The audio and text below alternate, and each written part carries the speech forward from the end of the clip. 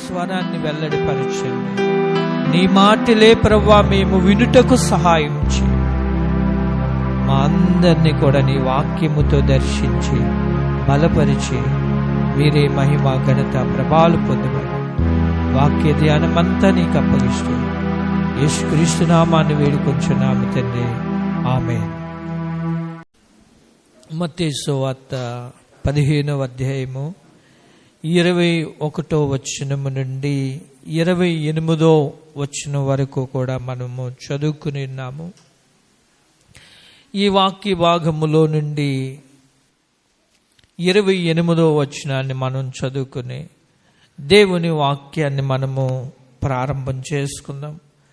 అందుకు యేసు, అమ్మా నీ విశ్వాసము గొప్పది, నీవు కోరినట్టే నీకు అవునుగాక అని ఆమెతో చెప్పెను.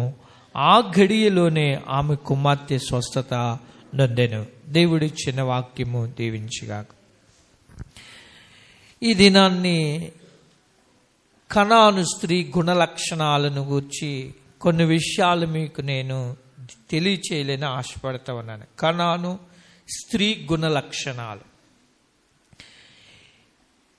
యేసు ప్రభు దగ్గరికి ఈ కనాను స్త్రీ అనేటటువంటి ఆమె వచ్చింది. ఆమె ఎందుకు వచ్చిందంటే తన కుమార్తెకు దయ్యం పట్టి బాధపడతా ఉంది. అంటే దయ్యం పట్టుకుంది, చాలా బాధపడుతుంది. ఎందుకంటే చాలా అపాయకరమైన స్థితిలో తన కుమార్తె పరిస్థితి ఉంది. ఆ సమయంలో యేసయ్య దగ్గరికి ఈ కనాను స్త్రీ వచ్చింది. వచ్చిన తర్వాత చివరిని 28వ వచనంలో మనం చదివాం కదండి. అందులో యేసు ప్రభు వారు చెప్పినటువంటి మాట ఏంటంటే, అందుకు యేసు, అమ్మా నీ విశ్వాసము గొప్పది, నీవు కోరినట్టే నీకు అవునుగాక అని ఆమెతో చెప్పాను. అంటే తను ఏం కోరుకుందంటే, నా కుమార్తెను ప్రభువా నీవు బాగు చెయ్యి అని యేసయ్యను ఆమె కోరుకుంది. కోరుకున్న తర్వాత యేసయ్య ఏమన్నాడంటే, నీవు కోరినట్టుగానే నీకు అవునుగాక అనేటటువంటి తన కోరికను యేసయ్య తీర్చాడు. అంటే తన కుమార్తెను యేసు ప్రభు వారు ఏం చేశారంటే బాగు చేశాడు, స్వస్థపరిచాడు. ఆ మేలు పొందుకోవడానికి ఆమె చేసినటువంటి కొన్ని ప్రయత్నాలు ఇక్కడ మనం గమనించగలిగితే, యేసు ప్రభు వారు ఆమెకు ఒక పరీక్షను పెట్టాడు. ఇక్కడ ఆమె జీవితానికి ఒక పరీక్ష అనేటటువంటిది యేసు ప్రభు వారు పెట్టారు.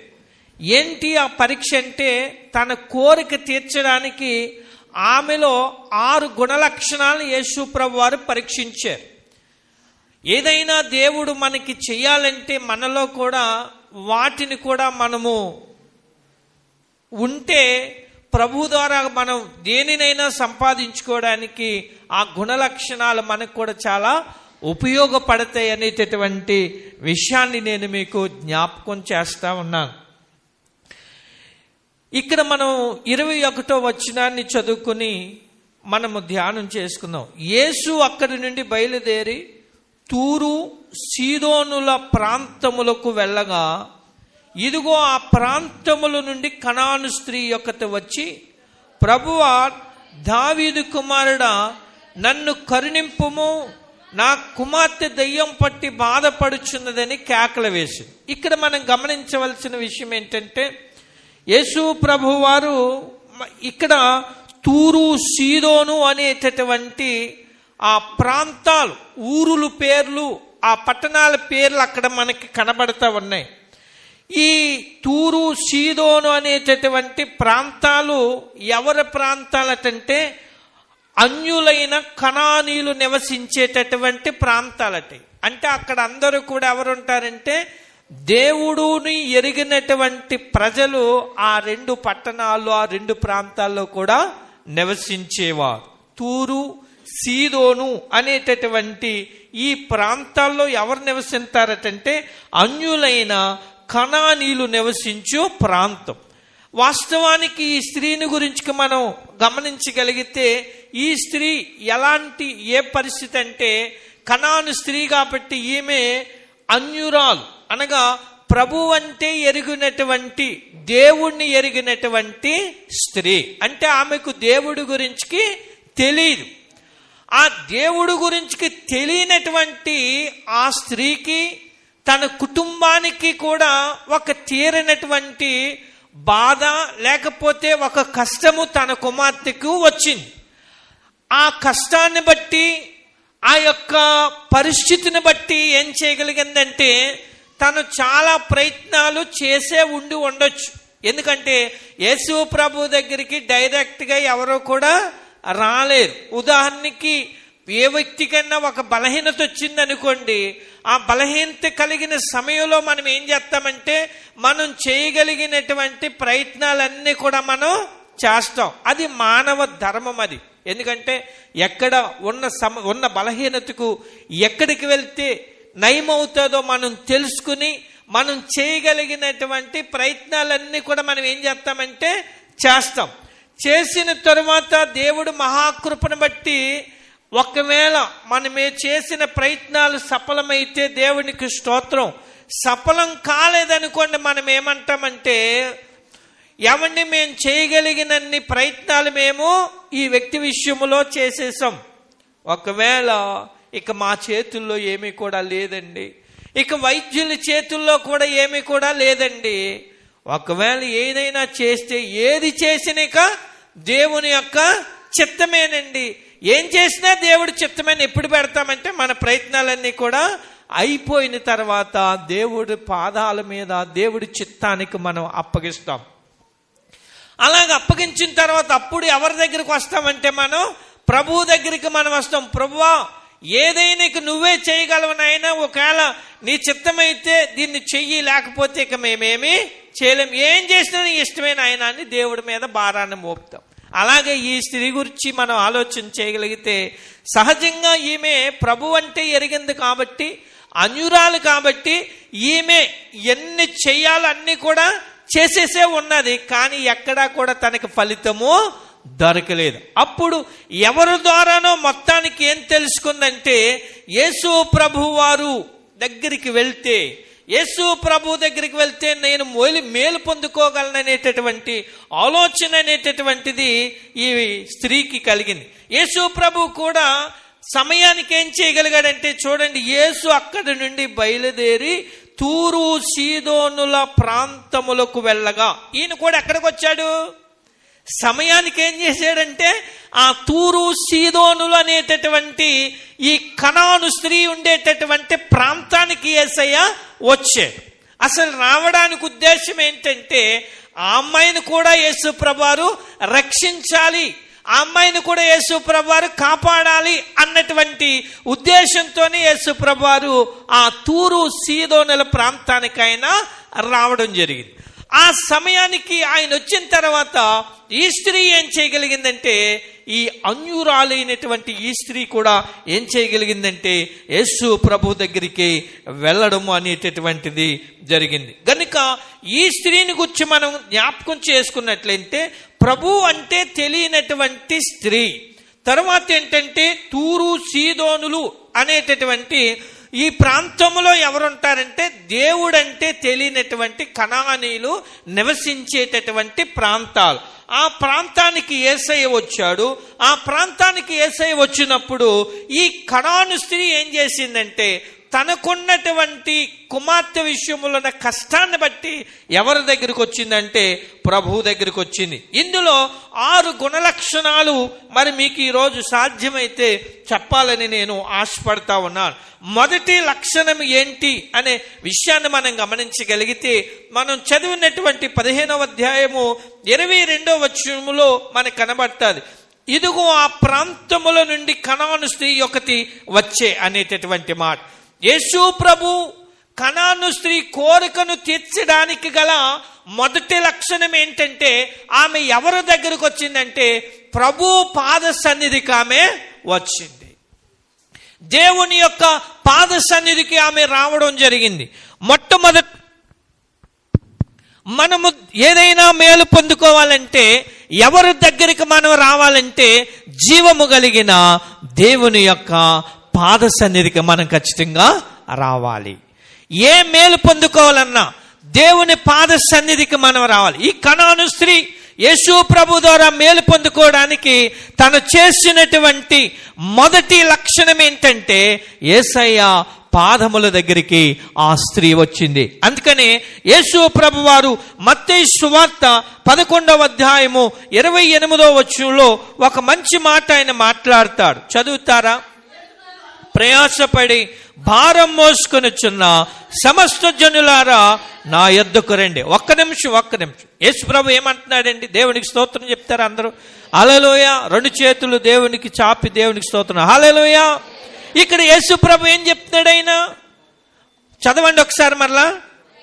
ప్రయాసపడి భారం మోసుకొనుచున్న సమస్త జనులారా నా యొద్దకు రండి. యేసు ప్రభు ఏమంటున్నాడు చెప్పండి?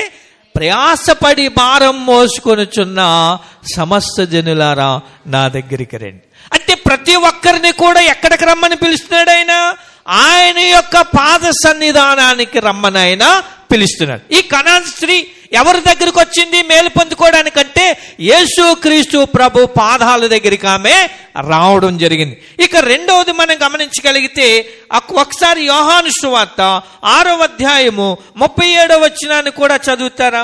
యోహాను సువార్త 6వ అధ్యాయము 37వ వచనాన్ని. తండ్రి నాకు అనుగ్రహింపబడి వారిని నా ఎద్దుకు వచ్చిన వానిని నేను ఎంత మాత్రమును బయటికి త్రోసివేన్. యేసు ప్రభు చూడండి ఏమన్నారంటే, అక్కడ ఏమన్నాడంటే ప్రయాసపడి భారం మోసుకున్న సమస్త జనులారా నా దగ్గరికి రండి. కనాను స్త్రీ ఎవరి దగ్గరికి వచ్చిందంటే యేసు పాదాల దగ్గరికి వచ్చింది మేలు పొందుకోవడానికి. రెండోది ఇక్కడ ఏమన్నాడంటే నా ఎద్దుకు వచ్చు వానిని నేనంత మాత్రము కూడా బయటికి త్రోసివేను. నా దగ్గరికి ఎవరు వస్తారో వారిని నేను బయటకు త్రోసివేయను. ఈ కనాను స్త్రీ ఈ పరిస్థితి ఏంటంటే ప్రభు అంటే ఎరిగినటువంటి స్త్రీ అయినా యేసయ్య ఏమంటాడంటే నా యొద్దకు వచ్చు వాని నేను అంత మాత్రం కూడా త్రోసివేను. ఈ స్త్రీ ఎవరి దగ్గరికి వచ్చిందంటే యేసు ప్రభువు దగ్గరికి తాను రావడం జరిగింది. తర్వాత మూడోది యోవేలు గ్రంథము 2వ అధ్యాయము 12వ వచనాన్ని కూడా చదవండి. యోవేలు గ్రంథము 2వ అధ్యాయము 12వ వచనము. యోవేలు గ్రంథము 2వ అధ్యాయము 12వ. ఇప్పుడైనను మీరు ఉపవాసముండి కన్నీరు విడుచుచు దుఃఖించుచు మనపూర్వకముగా నా యొద్దకు రండి. దేవుడు కోరుతున్నాడు ఏమన్నాడు తెలుసా? ఇప్పుడైనను మీరు ఉపవాసముండి కన్నీరు విడుచుచు దుఃఖించుచు మనపూర్వకముగా తిరిగి నా యొద్దకు రండి. ఎక్కడికి రమ్మన్నాడు ఆయన? దేవుని యొక్క ఆహ్వానము, దేవుని యొక్క పిలుపు ఏంటంటే నా యొద్దకు రండి మీరు.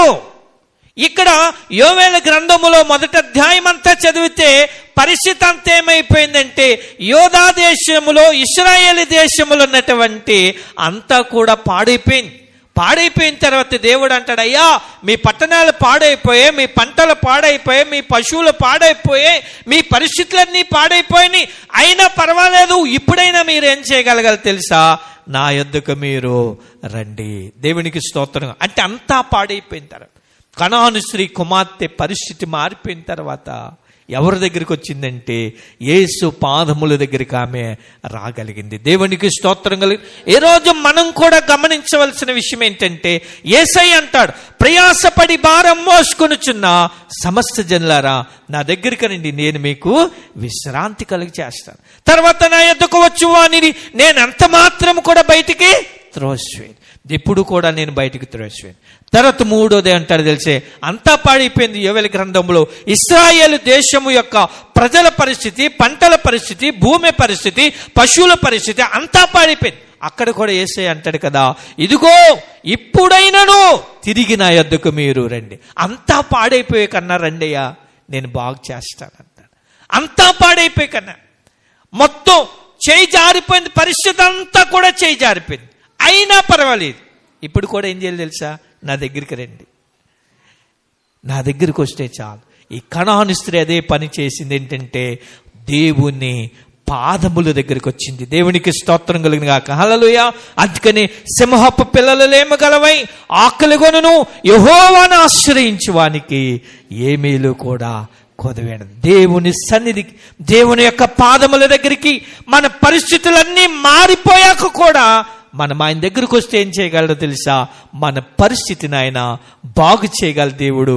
మనం ఆశించినటువంటి మేలును మన జీవితంలో ఆయన చెయ్యగలిగినటువంటి సమర్థుడైన దేవునికి స్తోత్రం కలిగిన కనుక మొదటి లక్షణం ఏంటంటే కనాను స్త్రీ యేసయ్య పాదాల చెంతకు ఆమె రావడం జరిగింది. ఇక రెండవ లక్షణం ఏంటి అనే విషయాన్ని మనం గమనించినట్లయితే మత్తయి సువార్త 15వ అధ్యాయము 22వ వచనంలోనే మనకు కనబడుతుంది. ప్రభువా, దావీదు కుమారుడా, నన్ను కరుణింపుము, నా కుమార్తె దయ్యము పట్టి బహు బాధపడుచున్నదని కేకలు వేశాను. రెండోది ఏంటంటే ఆమె చేసిన రెండో పని ఏంటో తెలుసా? ప్రార్థన. దేవునికి స్తోత్రం కలిగిన ప్రభు పాదాల దగ్గరికి వచ్చిన తర్వాత, యేసుక్రీస్తు ప్రభు దగ్గరికి వచ్చామే చేసినటువంటి రెండో పని ఏంటో తెలుసా? యేసయ్య పాదాల దగ్గర ప్రార్థన చేసింది. దావీదు కుమారుడా, ఇదిగో నన్ను కరుణింపుము, నా కుమార్తె దయ్యం పట్టి బహు బాధపడుచున్నదని కేకలు వేసిన. కరుణించు ప్రభా, నా కుమార్తెను కరుణించు నాయనని ప్రార్థన చేసి. అందుకనే ఇద్దరు వ్యక్తులు ప్రార్థన చేయడానికి వెళ్ళారు. ఎక్కడికి? దేవాలయానికి. యేసుప్రభువారు ఉపమానం చెప్పారు. పరిసయ్యుడు శంకరు యొక్క ప్రార్థన గురించి మనకు తెలుసు. శంకరు ఏమని ప్రార్థన చేస్తాడో తెలుసా? ప్రభువా, ఆకాశము తట్టు కన్నులెత్తి దావీదు కుమారుడా నన్ను కరుణించమని ప్రార్థన చేయడానికి కూడా నేను అర్హుడను కాను. అంటే దావీదు కుమారుడు యేసు, ఇదిగో నన్ను కరుణించు, నా కుమార్తెను బాగు చేయి అని ఈమె రెండోది ఏం చేసిందంటే ప్రభు పాదాల దగ్గరికి వచ్చిన తర్వాత ప్రార్థన చేయడం ప్రారంభించింది. ఆమె ఎవరు చెప్పండి? ఆమె ఎవరని చెప్పుకున్నాం మనం? అదనమాట ప్రభు అంటే ఎరిగినటువంటిది. పరిస్థితులు ఏమి నేర్పిస్తాయి? ప్రార్థన నేర్పిస్తాయి. మన పరిస్థితులు ఏమి నేర్పిస్తాయి అంటే మనకి ప్రార్థన నేర్పిస్తే, ఉదాహరణకి ఏదన్నా మనం ఒక ఊరు వెళ్ళాలనుకోండి, మనకి నిజానికి ఆ ఊరు దారి తెలియదు, కానీ ఆ ఊరు వెళ్ళాలి కాబట్టి మనం ఏం చేస్తామో తెలుసా? ఎలా వెళ్ళాలి, ఏది ఎక్కాలి, ఎక్కడ దిగాలి, ఇవన్నీ ఏం చేస్తాం? వెళ్ళే ముందు మనం తెలుసుకుంటాం మన అవసరాన్ని బట్టి. అలాగే అవసరం ఏం చేస్తాదంటే, పరిస్థితులు ఏం చేస్తాయంటే ప్రార్థన కూడా మనకి నేర్పిస్తాయి అన్న విషయాన్ని మనం జ్ఞాపకం చేయి. ఈమెయితే ప్రభు అంటే ఎరిగిందే, కానీ ఈమె ఏమి నేర్చుకుందంటే, దావీదు కుమారుడా నన్ను కరుణించయ్యా, నా కుమార్తెను బాగు చెయ్యని ప్రార్థన ఆమె చేసింది. రెండవ లక్షణం ఆమెలో ఉన్నటువంటిది ఏంటంటే ప్రార్థన. తర్వాత మనం గమనించగలిగితే అదే అధ్యాయంలో 25వ వచనంలో కూడా ఆమె ఏమంటదంటే, అయినను ఆమె వచ్చి ఆయనకు మ్రొక్కి, ప్రభువా నాకు సహాయము చేయమని అడిగింది. ఏం చేయమంటుంది? అడుగుతానే ఉంది. ఇంకా యేసుప్రభు ఏం చేయలేదు. వచ్చిన తర్వాత ఇంకా ఏం చేయలేదు. ప్రార్థన చేసిన తర్వాత కూడా ఇంకేమీ చేయలేదు. అయినా నామేమంటుందంటే, ప్రభువా నాకు నీవు సహాయము దయచేయనాయనని ప్రభువుని అడుగుతా ఉంది. అయినా సరే యేసయ్య చేయలేదు. రెండో లక్షణం ఏంటంటే ఈమెలో ప్రభు పాద సన్నిధిలో ప్రార్థన చేస్తా ఉంది. అందుకనే మనం గమనించగలిగితే యోహాను సువార్త 14వ అధ్యాయము 13, 14 వచనాల్లో ఒక మాట మనకి కనబడుతుంది. యోహాను సువార్త 14వ అధ్యాయము 13, 14 వచనాలు చదువమ్మా. అమ్మా యోహాను సువార్త అండి 14వ అధ్యాయం 13, 14 వచనాలు. మీరు నా నామమున దేనిని అడుగుదురో తండ్రి కుమారుని యందు మహిమపరచబడుటకే దానిని చేతును. నా నామమున మీరు నన్ను ఏమడిగినను నేను చేతును. యేసుప్రభువారి వాగ్దానం ఏంటో తెలుసా? మీరు నా నామమున దేనిని అడుగుదురో తండ్రి కుమారుని యందు మహిమపరచబడుటకే దానిని చేతును. నా నామాన్ని మీరు ఏమడుగుతారో దాన్ని నేనేం చేస్తానో తెలుసా? చేస్తాను. తర్వాత ఆయన ఏమంటాడో తెలుసా? ఇదిగో నా నామమున మీరు నన్ను ఏమడిగినను నేను చేతును. ఏమైతే అడుగుతారో నా నామం పేరట నేను దాన్ని చేస్తాను మీకు. ఈమె ఎవరి నామాన్ని అడుగుతుందంటే దావీదు కుమారుడు యేసు, నా కుమార్తెను నువ్వు బాగు చేయి, నన్ను కరుణించు ప్రభు అని ప్రార్థన చేస్తావు. దేవుని నామంలో మనం ఏది అడిగితే ఖచ్చితంగా దేవుడు దాన్ని మనకి చేస్తాడు. అందులో సందేహం ఏమీ కూడా లేదు. దేవునికి స్తోత్రాలు కలిగిన హల్లెలూయా. తర్వాత ఇంకేమంటాడో తెలుసా? ఒకసారి కీర్తనల గ్రంథములో 145 కీర్తన 18వ వచనంలో ఒక మాట ఉంటుంది. అక్కడ నిజముగా మొరపెట్టు వారికైనా సమీపంగా ఉన్నాడు. అంటే మనము ప్రార్థన చేసేటటువంటి ప్రతి ప్రార్థనకి కూడా అది ఎవరు సమీపంగా ఉంటారట? దేవుడు ఎప్పుడు కూడా మనకి సమీపంగా ఉంటాయి. కళ్ళు మూస్తే చాలు, కళ్ళు మూసుకుని ప్రభువుని తలచుకుంటే, ప్రభువుని జ్ఞాపకం చేసుకుంటే, మన మనస్సును మన తలంపులను ప్రభు సన్నిధిలో మనం అలాగ ఒక్క నిమిషం అలా నిలిపితే మన ముందు ఎవరు కనపడతారో తెలుసా? యేసయ్య కనపడతాడు. నమ్మిన వాళ్ళు దేవునికి స్తోత్రం. యేసయ్య కనపడతాం అంటే ఏంటో తెలుసా? వెంటనే మనం దేని నిమిత్తమైతే ప్రార్థన చేస్తున్నామో అవన్నీ తీరిపోయి ప్రశాంతత మనలోనికి కనపడతాయి. కళ్ళంట లొట్టలొట్ట కన్నీళ్ళు గారిపోతూ ఉంటాయి. హృదయంలో ఉన్న భారం అంతా దిగిపోతూ ఉంటుంది. ప్రశాంతమైనటువంటి వాతావరణం మనకు కనబడతా ఉంటుంది. ఎవరో తెలియని వ్యక్తి వచ్చి మనల్ని ఆదరించినట్లుగా, ఓదార్చినట్లుగా, బలపరిచినట్లుగా, ధైర్యపరిచినట్లుగా మనకి కనబడతాడు. యేసు ప్రభు చూడండి, రూపాంతరం పర్వతం మీదకి వెళ్ళిన తర్వాత ఆయన ఎలుగు ఏకాంతంగా ప్రార్థన చేసిన తర్వాత అక్కడ తండ్రిని దేవుని ఒక స్వరము వీళ్ళకి వినబడతా ఉంటుంది. ఒక స్వరము వచ్చి మాట్లాడగా, ఇదిగో ఈయన నా ప్రియకుమారుడు, ఈయన యందు నేను ఆనందించుచున్నాను, ఈయన మాట వినిడని ఒక స్వరము వాళ్ళతో మాట్లాడడం జరిగింది. కొన్ని సందర్భాల్లో మనం ప్రార్థన చేసేటప్పుడు కూడా ఆ ప్రార్థనలో దేవుడు ఏం చేస్తాడో తెలుసా? మనల్ని ధైర్యపరుస్తూ ఉంటాడు, మనల్ని బలపరుస్తూ ఉంటాడు, మనల్ని ఓదార్చుతూ ఉంటాడు, మన కన్నీళ్లు తుడుస్తూ ఉంటాడు. మనలో ఉన్నటువంటి భారమంతా ఏమవుతుందంటే అలాగా ప్రార్థన అయ్యేసరికి దిగిపోతుంది. సమీపంగా ఉండడం అంటే అది. ఆయన సమీపంగా ఉన్నాడు కాబట్టి మన భారం అంతా ఏమైపోయింది?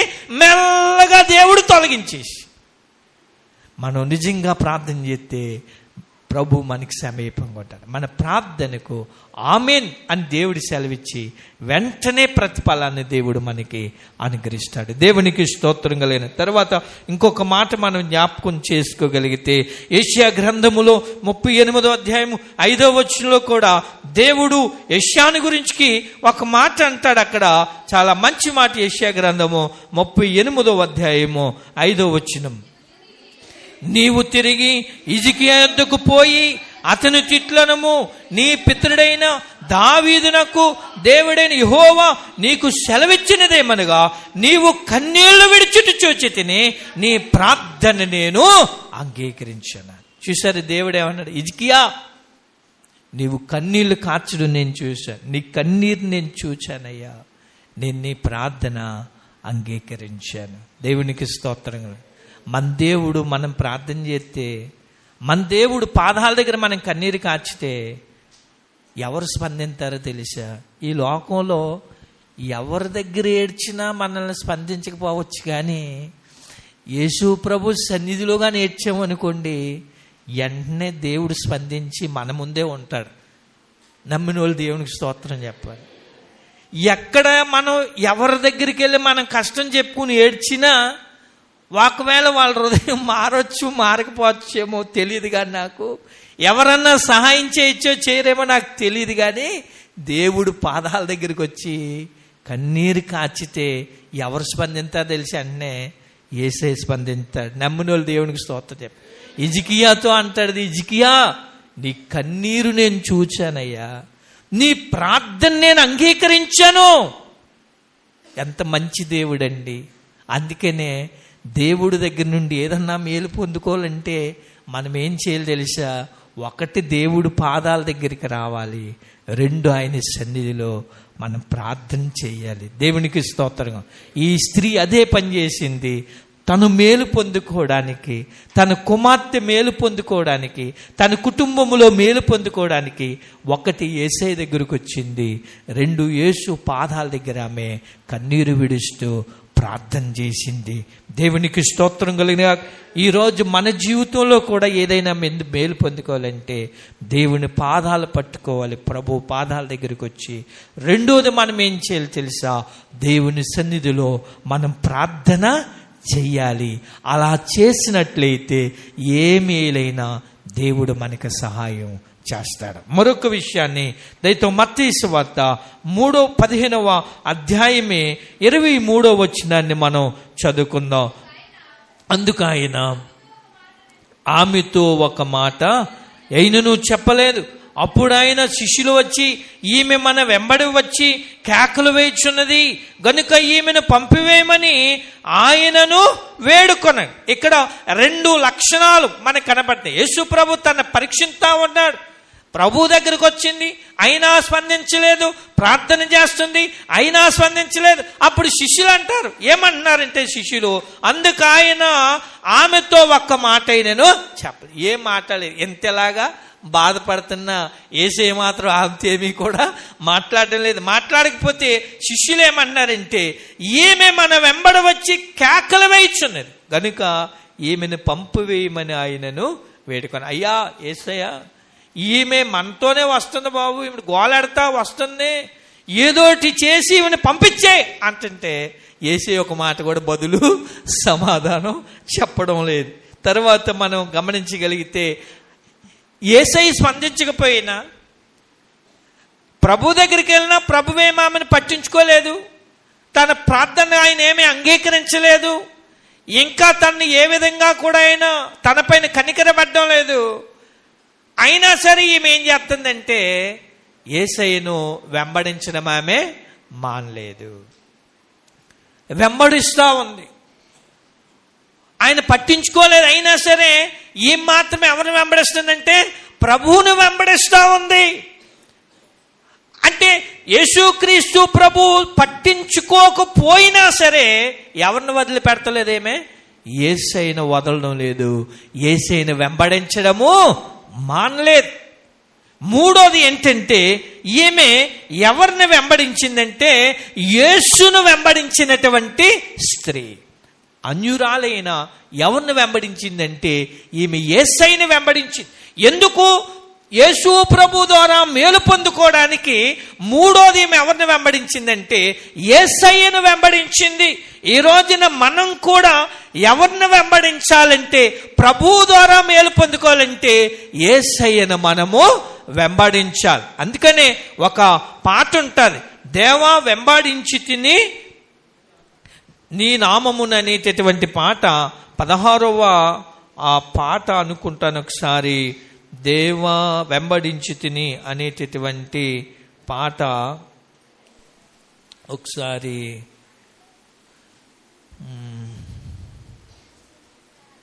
367వ పాట ఆంధ్రక్రైస్తవ కీర్తనలో 367.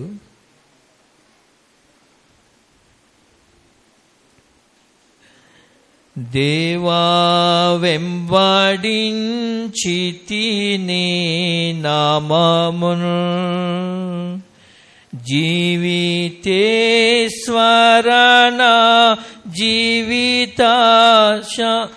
దేవా వెంబడించి తిని నామమును జీవితేశ్వరణ జీవితాశ. నీవే రావే నా భాగ్యమా యేసువా. దేవా వెంబడించి తిని నామమును యేసు నీదు ప్రేమను నే వింటిని. బాసురాంబగుని సిలువనే గంటిని యేసువాడను నేనంటిని.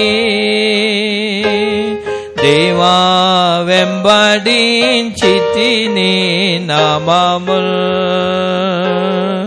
3వ చరణం, నాదాయిదలేను ఏ ప్రవాహము నీ దారింగనాన్ని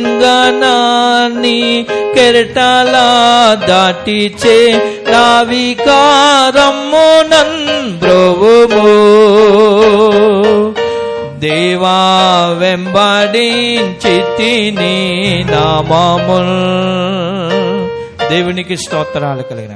అంటే నాదా ఏదలేను ఈ ప్రవాహమున్ నీ దరిని గాన నీ కెరటాల దాటిచే నావిక రమ్ము నన్ను బ్రోవు. అంటే ఈ జీవితములో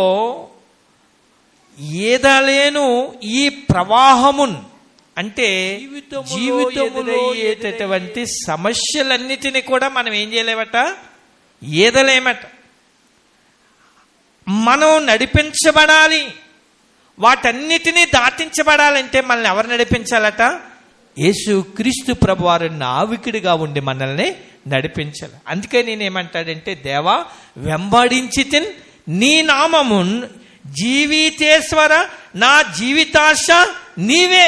నా జీవితాశ ఎవరో తెలుసా? నా జీవితంలో ఉన్న ఆశ నీవే. నేను నిన్నే వెంబడిస్తాను. నా జీవితాశ ఎవరంటే నీవే. ఈ స్త్రీ ఏం చేసిందంటే, ప్రభు మేలు చేయకపోయినా ఎవరిని వెంబడించడం మానలేదంటే యేసయ్యను వెంబడించడం ఆమె మానలేదు. దేవునికి స్తోత్రం కలిగిన.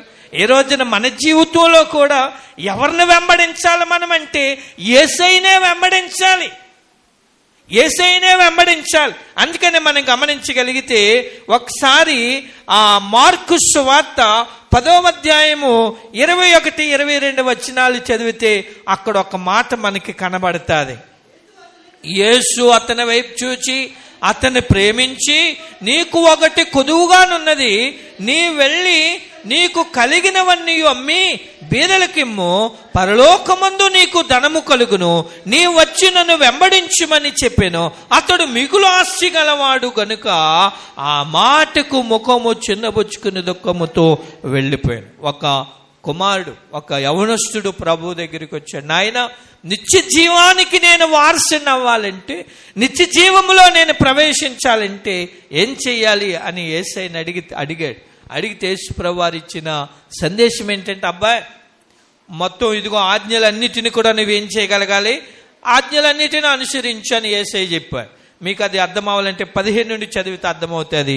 అదే అధ్యాయంలో 17వ వచనం నుండి చదివితే 22వ వచనం వరకు చదివితే అర్థమవుతుంది. చదవద్దు కానీ చెప్పేస్తున్నాను. అక్కడ తర్వాత మీరు అవసరమైతే చదవండి. అక్కడ ఒక యవనస్తుడు వచ్చాడు. ప్రభు, నిత్య జీవానికి నేను ప్రవేశించాలంటే ఏం చేయాలంటాడు. అన్న తర్వాత యేసు ప్రభు వారు ఏమంటారంటే, అబ్బాయి దాని గురించి నువ్వు ఆజ్ఞలన్నిటిని కూడా అనుసరించి అంటాడు. అనుసరించంటే యవనస్తుడు ఏమంటాడో తెలుసా? ఒకసారి 20వ వచనం చదువుతాను చూడు. అందుకు అతడు, బోధకుడా, బాల్యము నుండి ఇవన్నీ కూడా అనుసరించునే ఇంటినని చెప్పాను. బాల్యం నా చిన్నప్పటి నుండి కూడా నేనేం చేశానంటే ఆజ్ఞలన్నిటిని కూడా అనుసరించాను, పాటించాను అన్నాడు. అయ్యా, అన్నీ బాగానే, నువ్వు బాగుంది, అంత అన్నిట్లో కూడా నువ్వు పర్ఫెక్ట్గా ఉన్నావు. అయితే యేసు ప్రభు వారు 21వ వచనం అంటాడు, యేసు అతన్ని చూచి అతన్ని ప్రేమించి నీకు ఒకటి కొదువుగా ఉండదు. అన్నీ పర్ఫెక్ట్గా ఉన్నావయ్యా, ఒక విషయంలోనే కొంచెం నీలో లోటు కనబడుతుంది అంటాడు. అన్న తర్వాత యేసు ప్రభు వారు చెప్పాడు, ఆ లోటు ఏటో కూడా చెప్పేశాడు. ఏంటంటే అతడు ఎక్కువ ఆస్తి కలిగిన వాడు. నువ్వేం చేయాలంటే, అబ్బాయి నీ దగ్గర ఉన్నటువంటి ఆస్తిని అమ్మేసి బేదలకు ఇచ్చేసినని వెంబడించాడు. అంటే వెంబడించంటే యవనస్తుడు ఏం చేశాడట? 22 అతడు మిగులు ఆస్తి గలవాడు గనుక ఆ మాటకు ముఖం చిన్నపుచ్చుకుని దుఃఖపడుచు వెళ్ళిపోయాడు. ఇతడు బాగా ఆస్తి కలిగిన వాడు. తనకేమొచ్చిందంటే కోపం వచ్చింది. యేసు ప్రభుని వెంబడించడం మానేసి ఏం చేశాడు? అప్పుడు దాకా వెంబడించాడు. ఈ ధనాన్ని విడిచిపెట్టి బేదలకు ఇచ్చిందని వెంబడించంటే ఏం చేయడం మానేశాడంటే యేసు దగ్గర నుండి వెళ్ళిపోయాడు. ఎవరిని వెంబడించడం మానేశాడు? యేసయ్యను వెంబడించడం మానేశాడు. ఈ స్త్రీ ఎవరిని వెంబడించింది? యేసయ్య మేలు చేయకపోయినా యేసయ్యను వెంబడిస్తానే ఉంది. దేవునికి స్తోత్రం కలిగినగా. మన జీవితంలో కూడా ఒకవేళ యేసు మేలు చేసినా, యేసు మేలు చేయకపోయినా మనం ఎవరిని వెంబడించాలంటే యేసయ్యను వెంబడించడం మనం మానడానికి వీలు లేనేలేదు. అయితే యేసును వెంబడించిన వారికి ఏ విధమైన ప్రతిఫలాలు ఇస్తాడు యేసు ప్రభువారు అంటే, మార్కు సువార్త 10వ అధ్యాయము 28 నుండి 31వ వచనం వరకు చదివితే అక్కడ మనకు కనబడుతుంది. అక్కడ మార్కు సువార్త 10వ అధ్యాయం 28 నుండి 31వ వచనం వరకు, పేతురు, ఇదిగో మేము సమస్తమును విడిచిపెట్టి నిన్ను వెంబడించటమే అతనితో చెప్పాడు. పేతురు గారు అన్నాడు, ఈ సంభాషణ జరిగేటప్పుడు పేతురు అన్నాడు, ప్రభువా, ఆయన్ని ఒకటి విడిచిపెట్టి నన్ను వెంబడించమంటే ఆయన వెంబడించకుండా వెళ్ళిపోయాడు కదా, మేము సమస్తము కూడా విడిచిపెట్టి నిన్ను వెంబడించాం కదా, మరి మా సంగతి ఏంటని పేతురు అడిగాడు. పేతురు అక్కడే ఉన్నాడు. అయ్యా, ఆయన నన్ను వెంబడించంటే అది విడిచిపెట్టి వెంబడించకుండా వెళ్ళిపోయాడు కదా, మాకు కలిగినవన్నీ కూడా మేము విడిచిపెట్టేసి నిన్నే వెంబడించాం కదా. పేతురు అన్న మాట ఒకసారి 28 వచనం నుంచి చదువుతాను చూడండి. పేతురు, ఇదిగో మేము సమస్తమును విడిచిపెట్టి, ఏం విడిచిపెట్టాడట? పేతురు అంటాడు, మేము సమస్తాన్ని కూడా విడిచిపెట్టాం కదయ్యా, నిన్ను వెంబడించాం కదా, మరి మా సంగతి ఏంటి అని అడిగాడు. అప్పుడు యేసయ్య ఆయనకిచ్చిన సమాధానం 29, అందుకు యేసు ఇట్లే, నేను నా నిమిత్తమును సువార్త నిమిత్తమును ఇంటినైనను అన్నదమ్ములనైనను అక్క చెల్లెండ్రునైనను తల్లిదండ్రులనైనను పిల్లలనైనను భూములనైనను విడిచిన వాడు ఇప్పుడు ఇహమందు హింసలతో పాటు 100 ఎండ్లను, ఎన్నంతలు ఎత్తాడట? యేసుని వెంబడించే వారికి ఎన్నంతలు ఇల్లట? ఒకవేళ ఈ లోకంలో ఒకవేళ ఇల్లు మనకు ఉండొచ్చు, లేకపోవచ్చు. ఎక్కడుంటాయి మనకి ఇల్లులు? పరలోకంలో మనకి ఇల్లులు ఉంటాయి. 100 ఇల్లులట. దేవునికి స్తోత్రం కలిగిన గాక. హల్లెలూయా. అందుకని యేసు ప్రభు వారు శిలువ మరణం పొందిన తర్వాత, తిరిగి లేచిన తర్వాత శిష్యులకి యోహాను సువార్త 14వ అధ్యాయంలో ఒక సందేశాన్ని ఎత్తాడు. ఏమంటాడో తెలుసా? నేను నా తండ్రి వద్దకు నేను వెళ్ళుచున్నాను, నా తండ్రి ఇంట అనేక నివాసములు కలవు, లేని ఎడల నేను మీకు చెప్పుదును, మీకు స్థలము సిద్ధపరచ నేను వెళ్ళుచున్నాను అంటాడు. దేవునికి స్తోత్రం కలిగి. అంటే ప్రభువుని వెంబడించిన వారికి ఎన్నంతలు ఇండ్లు ఇస్తాడట. ఒకవేళ ఈ లోకములో ఒక ఇల్లు దేవుడు ఇవ్వచ్చు, కానీ మనకి ఎక్కడ ఇల్లు ఉంటాయట తెలుసా? ఆయన అంటాడు కదా, ఇదిగో 100 ఎండ్లను, 100 ఇల్లు దేవుడు ఇస్తాడట.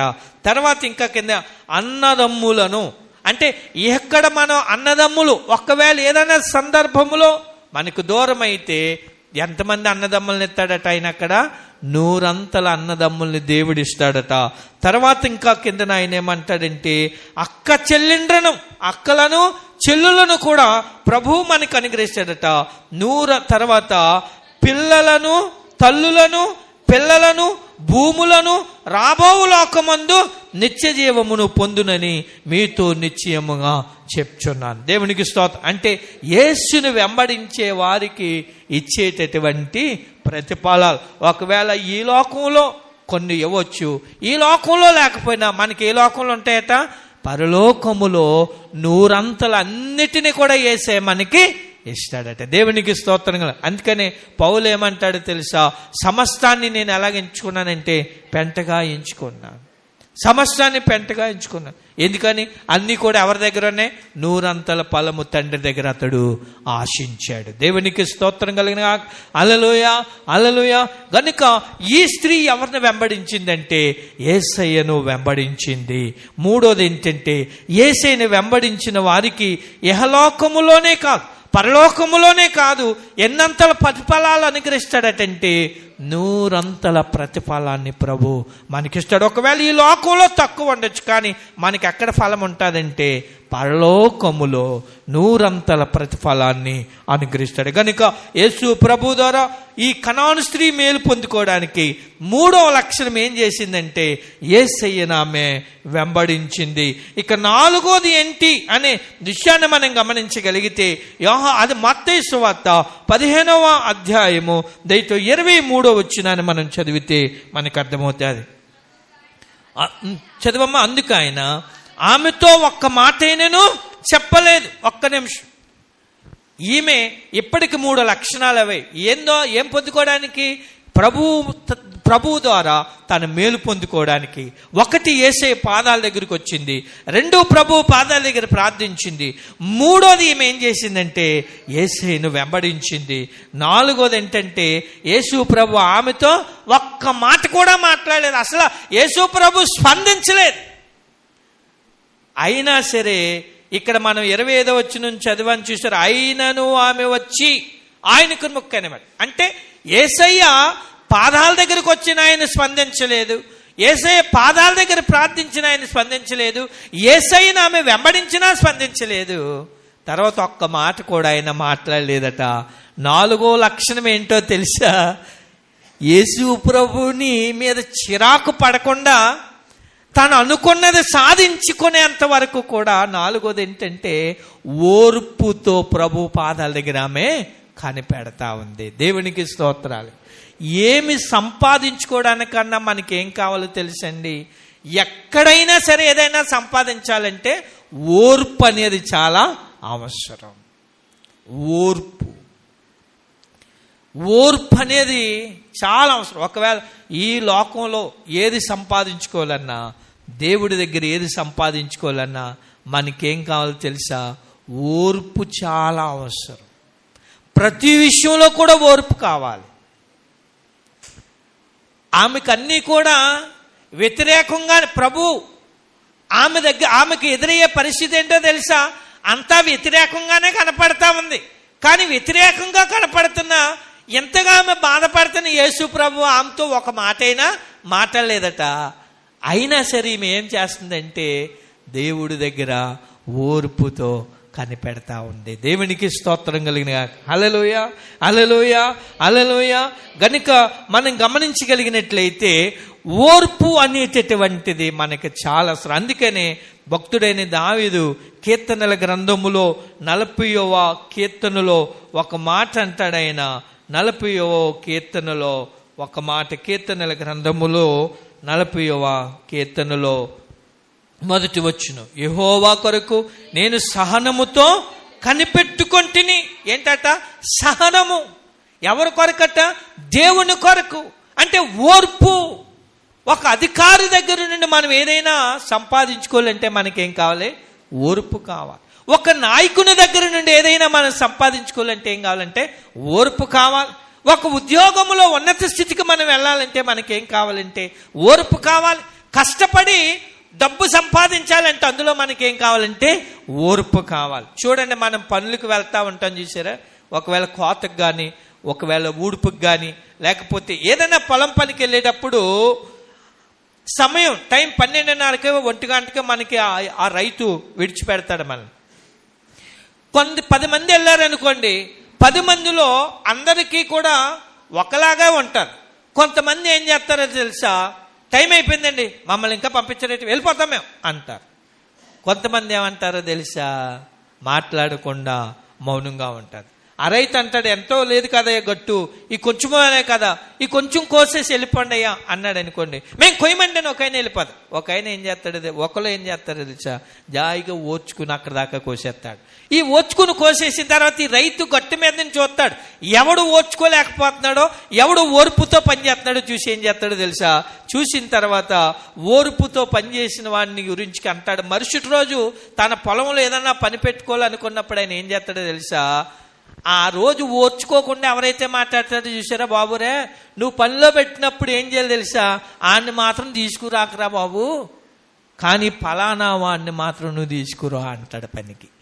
అలాగా ఆ ఓర్పు లేనివాడు ఒక రోజు పనిలోకి వెళ్ళాడంటే ఇంకా ఆ ఊళ్ళో ఆ వ్యక్తికి ఇంకెక్కడా కూడా పని దొరకడం కష్టమైపోతారు. వాళ్ళు ఏం చేస్తారంటే వాళ్ళు పనులకి వెళ్తారు చూసారా, ఆ పనులకు వెళ్ళిన సెంటర్లో వాళ్ళు అలా నిలబడతా ఉంటారు. ఎవరో దొరకపోతే వాళ్ళు పనిలోకి ఎట్టుకుంటారు. పనోడికి ఏమవుతుందో తెలుసా? ఈయన్ని నిలుక్కున్న రైతు వచ్చి ఏం చేస్తాడంటే ఈయన్ని తీసుకుని వెళ్ళిపోతాడు. దేవునికి స్తోత్రం కదా. ఓర్పుతో పనిచేసిన వాడికి పని దొరుకుతుంది.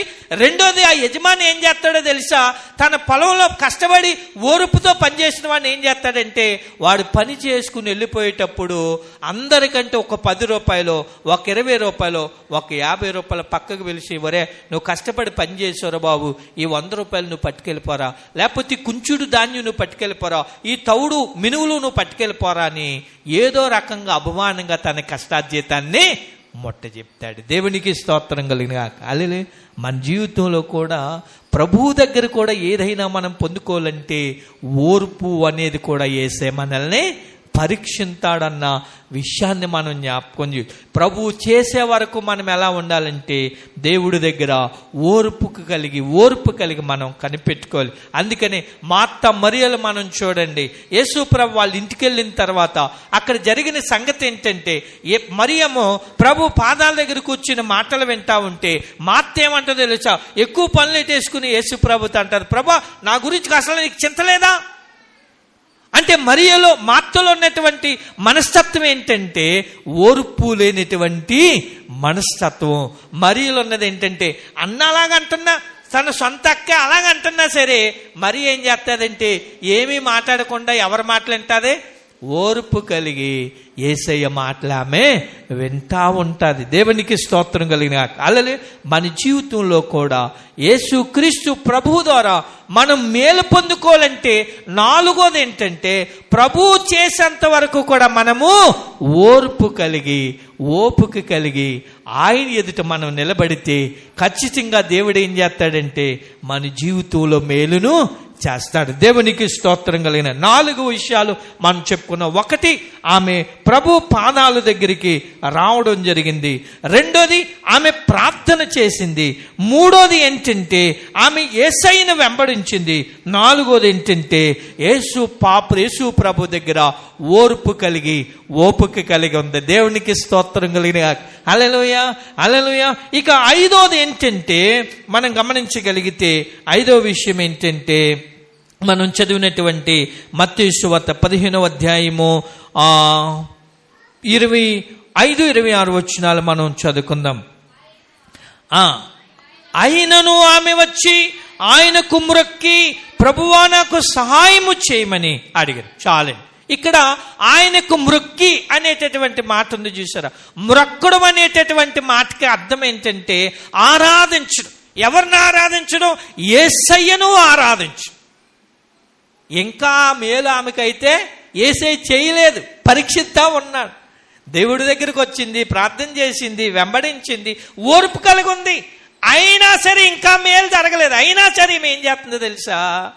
దేవుణ్ణి ఆరాధిస్తా ఉంది. దేవునికి స్తోత్రం కలిగిన నేనేమైనా ప్రభువా నిన్ను స్తుతిస్తాను, నాకేమొన్నా ప్రభువా నీకే అర్పిస్తాను. నేనేమైనా ప్రభువా నిన్ను స్తుతిస్తాను, నాకేమొన్నా ప్రభువా నీకే అర్పిస్తాను. నేనేమై ఉన్నానో నీ దయ వల్లనేనయ్యా, నేనేమై ఉన్నానో నీ దయ వల్లనేనయ్యా. నాకున్నవన్నీయు నీవిచ్చినవే ప్రభువా, నాకున్నవన్నీయు నీవిచ్చినవే ప్రభువా. నేనేమైనా ప్రభువా నిన్ను స్తుతిస్తాను, నాకేమొన్నా ప్రభువా నీకే అర్పిస్తాను. అందరం చప్పట్లు కొడుతూ పాడుతూ ప్రభువును స్తుతిద్దాం. నా మట్టుకైతే బ్రతుకుట క్రీస్తే, చావైతే అది నాకెంతో మేలు. నా మట్టుకైతే బ్రతుకుట క్రీస్తే, చావైతే అది నాకెంతో మేలు. ఇదిగో దేవా ఉన్నానయ్యా, ఇదిగో దేవా ఉన్నానయ్యా, దయతో నన్ను దయకొనుమయ్యా. నా యేసయ్యా నేనేమైనా ప్రభువా నిన్ను స్తుతిస్తాను, నాకేమొన్నా ప్రభువా నీకే అర్పిస్తాను. నేనేమై ఉన్నానో నీ దయ వల్లనేనయ్యా, నేనేమై ఉన్నానో నీ దయ వల్లనేనయ్యా.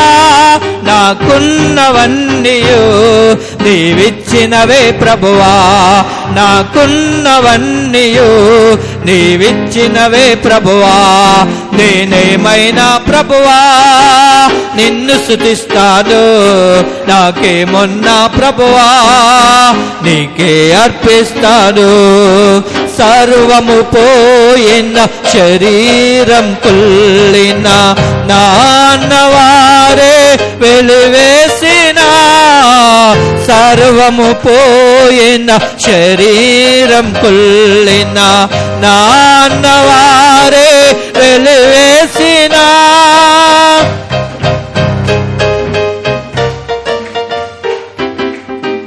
హల్లెలూయా. యోబు అంటాడు, సర్వం పోయినా శరీరం కుళ్ళిన నా అన్నవారే వెలివేసిన, ఆప్తులందరూ వదిలేసిన, నేనేమయ్యన్నా నేను ప్రభువునే స్తుతిస్తా, ప్రభువునే నేను ఆరాధిస్తాను.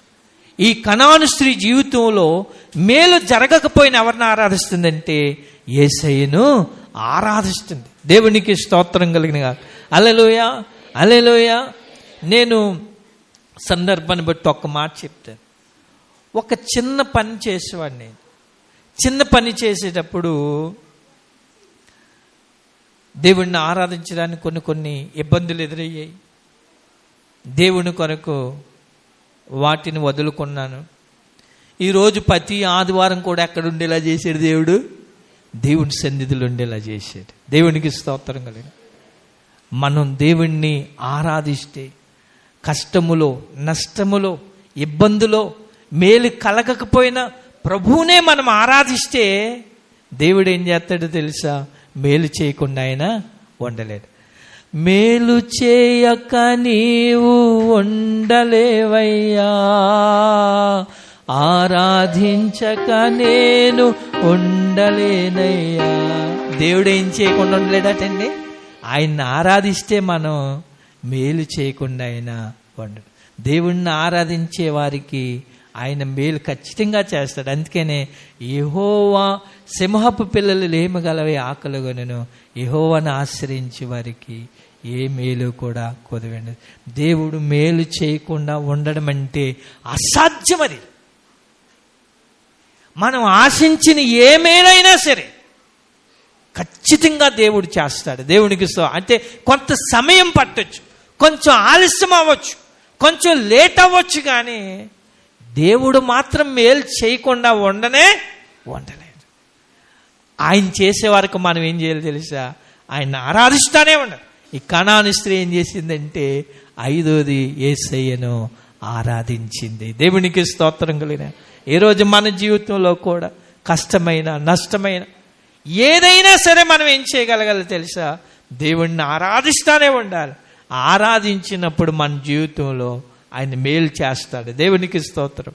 తర్వాత ఇంకొక మాట ఏంటంటే అక్కడ మనకి 26వ వచనం అని చదివితే, అందుకైన పిల్లల రొట్టె తీసుకొని కుక్క పిల్లలకు వేయుట యుక్తము కాదని చెప్పెను. 27 ఆమె నిజమే ప్రభువా, కుక్క పిల్లలు కూడా తమ యజమానుల బల్ల మీద నుండి పడు మొక్కలు తినును కదా అని చెప్పాను. దేవునికి స్తోత్రం. మరి మీరు ఈ గుర్తున్నాయి లేదో రాసుకుంటే మంచిది. ఒక అవకాశం ఉంటే 6వది ఏంటో తెలుసా? యేసుప్రభు అన్నాడు, అమ్మా ఏటి నువ్వు పిల్లల రొట్టెలు తీసుకుని కుక్క పిల్లలకి వేయడం మంచిది కాదంటే అది ఎంత బాధాకరమైన విషయం అండి. ఏటి ప్రభా, ఇంత సమయం నీ దగ్గర ఉంటే, ఇంతలాగా నీ దగ్గర బ్రతిమలాడుకుంటుంటే, నువ్వేదో మేలు చేస్తావని నీ దగ్గరికి వస్తే, నీ దగ్గర నేను ఏడుస్తూ ఉంటే ఏటి నన్ను కుక్క పిల్లలతో పోల్చుతావా, కుక్కతో పోల్చుతావా అని ఎంతగానో బాధపడాలి ఆమె. అయినా ఏమంటా తెలుసా? అవును ప్రభువా, కుక్క పిల్లలు కూడా తన యజమానుడు బల్ల మీద నుండి పడే రొట్టె మొక్కలు తిని బతుకుతాయి కదా అన్నది. నిజంగా ఆ మాటలో మనం గమనించగలిగితే ప్రభు దగ్గర ఆమె ఎంతగా తగ్గించుకుందో మనం ఆలోచించాలి. తన్ను తాను ఏం చేసిందంటే తగ్గించుకుంది. దేవునికి స్తోత్రం కలిగిన. అందుకనే తన్ను తాను తగ్గించుకున్న వాణిని తన్ను తాను హెచ్చింపు. మనం దేవుడి దగ్గర తగ్గించుకుంటే దేవుడు మనల్ని హెచ్చిస్తాడు. నమ్మిన వాళ్ళు దేవునికి స్తోత్రం. యేసయ్య అంత మాట అంటే నిజంగా ఆమె ఎంత బాధపడాలి. ప్రవ్వా, ఈ మాట అంటావనా నీ దగ్గరకు వచ్చాను, ఈ మాట పడ్డానికే నీ దగ్గరకు వచ్చానా నేను. మనమైతే ఏమంటాం? ఈ మాట పడ్డానికే నీ దగ్గరకు వచ్చాను నేను అంటాం. కానీ ఆమె అయితే అలాగనలేదు. ప్రభువా, నువ్వు ఈ మాట అంటావని కాదయ్యా, కుక్క పిల్లలు కూడా యజమానుడి బల్ల మీద నుండి పడే మొక్కలు తిని బ్రతుకుతాయి కదా నాయన. ఎంతగా దేవుడి దగ్గర, ప్రభు పాదాల దగ్గర తగ్గించుకుంది. మన జీవితంలో కూడా దేవుడి దగ్గర తగ్గించుకుంటే సమయం వచ్చినప్పుడు ప్రభు మనల్ని హెచ్చిస్తాడు. దేవునికి స్తోత్రం. 6వది ఏంటంటే తన్ను తాను తగ్గించుకుంది. ఏడోది ఏంటో తెలుసా? అంటే నేను టైం అయిపోయింది కాబట్టి దాని మీద వివరణలు ఇవ్వడం లేదు. ఏడోది ఏంటో తెలుసా? 28వ వచనంలో అంటాడు, అమ్మా నీ విశ్వాసము గొప్పది. దేవునికి స్తోత్రం కలిగిన. నీ విశ్వాసం గొప్పదమ్మా. ఇక్కడ దాకా కూడా ఏం పెట్టాడైనా? పరీక్ష. ఎంతవరకు ఏం మేలు పొందుకోవడానికి, నా ద్వారా మేలు పొందుకోవడానికి నిలవబడతాదని పరీక్ష పెట్టాడు. ఒకటి, ప్రభు పాదాల దగ్గరికి ఆమె వచ్చింది. రెండోది, ప్రభు పాదాల దగ్గర ప్రార్థించింది. మూడోది, ప్రభువును వెంబడించింది. నాలుగోది, ఓర్పుతో ఆమె ప్రభువు దగ్గర నిలవబడింది. ఐదోది ఏంటంటే ఆయనను ఆరాధించింది. ఆరోది ఏంటంటే తన్ను తాను తగ్గించుకుంది.